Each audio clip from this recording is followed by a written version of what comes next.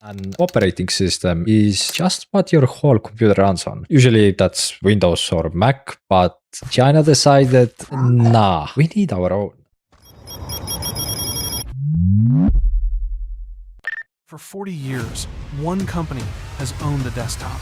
Windows runs on more than 1 billion computers, in more offices, schools, hospitals, and government buildings than any operating system ever built. It's not just software anymore. It's the default assumption underneath the entire modern workplace, the thing nobody questions because nobody's ever had a real reason to. Bill Gates didn't just build a product in 1985. He built the floor everyone else's software stands on. Now, in a research campus outside Beijing, a state-backed consortium says it has finished something that was never supposed to be possible. An operating system that runs Windows software natively, costs nothing to license, and answers to no foreign company at all. What happens when the floor everyone's standing on quietly gets replaced? What you guys, got another video? The Windows era is over, and Microsoft know it. For more than 3 decades, one product defined personal computing, and that is Windows. It powered our homes, our offices, our schools, our hospitals.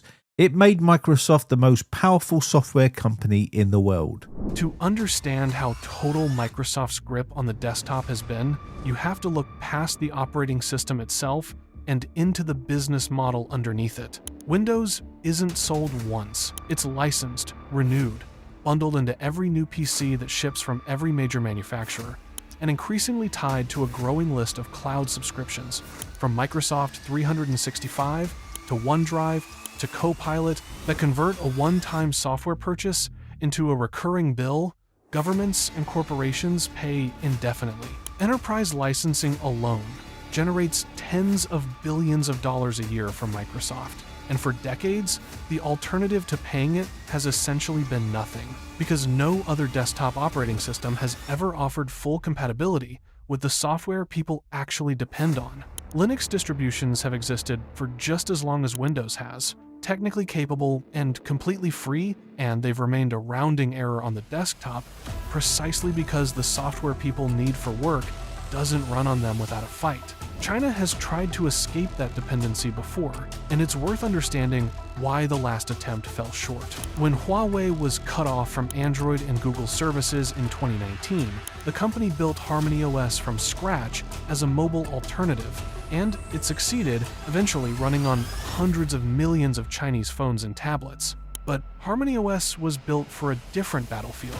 It never seriously attempted to replace Windows on the desktop, where enterprise software, decades of legacy business tools, and the sheer inertia of 1 billion existing installations made the mobile playbook useless. HarmonyOS proved China could build an operating system people would actually use. It didn't prove anyone could unseat Windows, specifically, on the machines where Windows actually makes its money.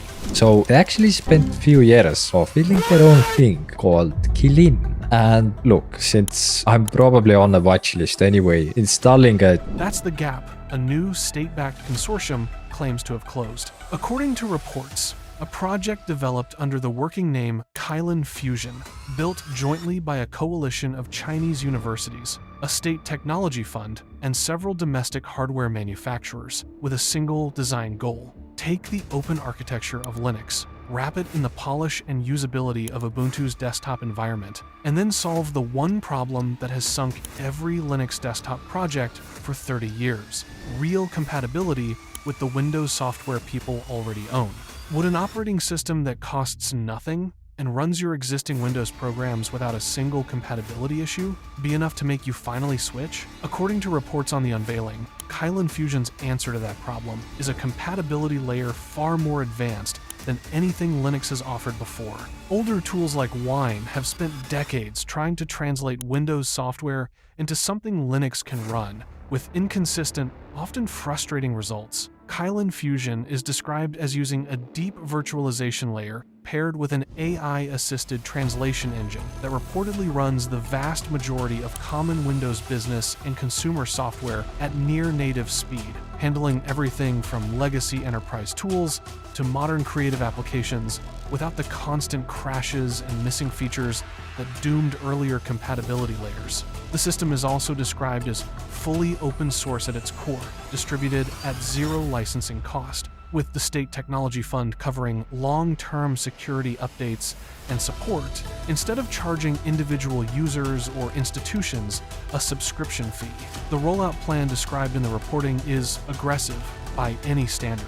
Government agencies and public schools are set to begin transitioning by 2027, with the state offering hardware manufacturers subsidies to pre-install Kylin Fusion instead of Windows on new machines sold domestically. Estimates describe a target of covering more than 200 million devices within the first 3 years, a number that, if realized, would represent one of the largest single operating system migrations ever attempted anywhere in the world. That kind of number is exactly why Microsoft's response wasn't limited to a press release. Reports say Microsoft shares dipped in early trading the morning the news broke, before recovering later in the day, as analysts pointed out that Windows' global installed base outside China remains, for now, untouched. A Microsoft spokesperson is said to have issued a carefully worded statement insisting that no compatibility layer can fully replicate 3 decades of Windows engineering, a claim that sounds confident on its face, but also happens to be the exact claim every challenger to Windows has had to make Microsoft say out loud at some point in the last 20 years. What would it actually take for you to trust an operating system with zero track record over the one that's run every computer you've ever owned? It's worth pausing here, because dramatizing this moment shouldn't erase how genuinely difficult what's being claimed actually is. Compatibility layers are notoriously hard to perfect, and even Wine, after decades of open source development from thousands of contributors, still struggles with specific enterprise software, complex drivers, and anti-cheat systems in modern games. A single consortium claiming to have solved that problem to the point of near-native performance across most software categories within what reports suggest was only a few years of concentrated development would represent an engineering leap far beyond anything the open-source Linux community has achieved despite decades of collective effort. That gap between the claim and the historical difficulty of the problem is exactly where serious skepticism belongs. Bill Gates has spent decades as the public face of Windows, even years after stepping back from Microsoft's daily operations, and it's hard to imagine a story like this landing without his name entering the conversation. Reports note that Gates has made no public comment on Kylin Fusion specifically, though longtime Microsoft watchers point out the timing is uncomfortable regardless. The operating system Gates built into a global monopoly is now facing its first serious desktop-level challenge, not from a rival American tech company, but from a state-funded consortium explicitly designed to make Windows optional. Whatever Gates privately makes of it, the symbolism writes itself. The man who spent 40 years making Windows indispensable would be watching a government-backed alternative try to prove indispensable was never really true. It was just uncontested. Great. Your system is the latest, Kylin 2603. Okay, so that's good to know. AI models, AI subsystem, Kylin AI subsystem. Okay, so this system has an AI somewhere. Okay, that's interesting. Oh, you can also change the brightness in taskbar. That's so nice. AI assistant. Hello, I'm Kylin AI assistant. Hello? Okay, so it's Beyond compatibility, reports on the unveiling describe a handful of features clearly designed to make the pitch to everyday users, not just IT departments chasing lower licensing costs. Kylin Fusion is said to include an AI-assisted interface layer that can reorganize a user's desktop, files, and shortcuts based on work patterns, an on-device translation and voice assistant that works without a constant cloud connection, and a security architecture built around isolated application sandboxes designed to contain malware before it can spread system-wide, a direct response to the ransomware and vulnerability headlines that have dogged Windows for years. The system is also described as supporting seamless syncing across desktop, tablet, and phone form factors, a feature Windows has never fully solved, despite 2 decades of attempts with products like Windows Phone and Windows RT. None of these individual features would be revolutionary on their own. Packaged together, for free, with genuine Windows compatibility. They're described as designed to remove every remaining reason an ordinary user might cite for staying put. What would it take for an operating system with better built-in security and no subscription fees to actually outweigh 30 years of muscle memory using something else? The economics behind this are what make Microsoft's reported unease make sense. Windows licensing and the Microsoft 365 subscriptions bundled around it aren't a side business. They're one of the largest and steadiest revenue streams in the entire technology industry, embedded so deeply into enterprise budgets that most companies barely question the line item anymore. An operating system with genuine compatibility and zero licensing cost doesn't need to convert every Windows user to meaningfully damage that revenue stream. It only needs to convince price-sensitive governments, schools, and small businesses, exactly the buyers least locked in by custom enterprise software, that switching is no longer a technical risk. That's precisely the segment Kylin Fusion's rollout plan targets first: government agencies and public schools, the buyers with the least tolerance for recurring licensing costs, and the most direct government pressure to adopt a domestic alternative. There's a broader pattern worth naming here. Nearly every major disruption story out of China over the last decade follows the same shape. An entrenched Western product built its dominance on a bottleneck nobody else could clear, whether that bottleneck was capital, patents, manufacturing scale, or in this case, compatibility. Once a well-funded, state-backed effort decides to clear that specific bottleneck, rather than compete on marketing or brand loyalty, the entrenched players' decades of dominance stop mattering nearly as much as everyone assumed they would. Windows' moat was never really the operating system itself. Linux proved that 30 years ago. The moat was compatibility, and compatibility, unlike a patent or a factory, is just an engineering problem waiting for someone with enough time and money to solve it. There's also a global dimension to the rollout that goes beyond China's own borders. Reports suggest the consortium behind Kylin Fusion is already in early talks to offer the operating system free of charge to governments across Southeast Asia, Africa, and Latin America as part of broader technology partnership packages, the same way Chinese telecom and infrastructure firms have expanded into developing markets over the past decade by undercutting Western competitors on price. A free, compatible desktop operating system would be an unusually effective piece of soft power in exactly the countries least able to justify ongoing Windows licensing fees at scale, and it would give the consortium a global user base to refine the compatibility layer against, long before it ever needed to win over a single enterprise customer in the West.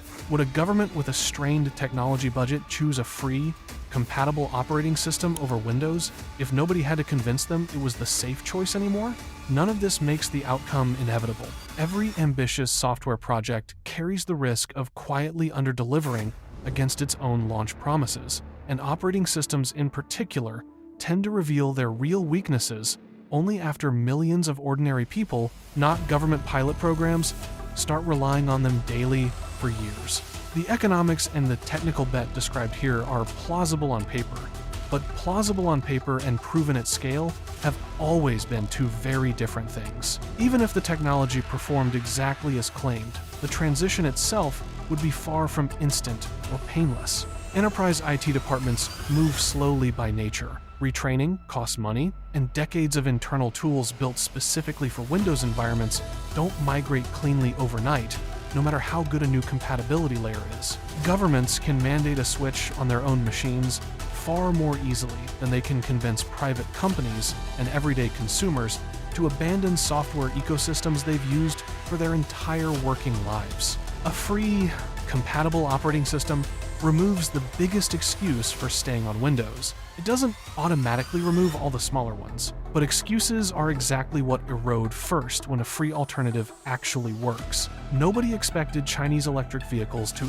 execute a century of German and Japanese auto engineering within a decade, and nobody expected a Chinese eVTOL startup to outfly companies that had raised 10 times its funding. Each of those stories started the same way this one does, with a Western incumbent insisting the specific advantage it depended on was simply too hard for anyone else to replicate. If Kylin Fusion actually works the way it's being described, the operating system Bill Gates built into the most valuable software franchise in history would be facing the exact question every dominant Western product in this era eventually has to answer. Was the moat really unbreachable, or was it just unchallenged? I've had it. The bloatware, the spyware, the advertising, the viruses, the hacks, the blue screens of death.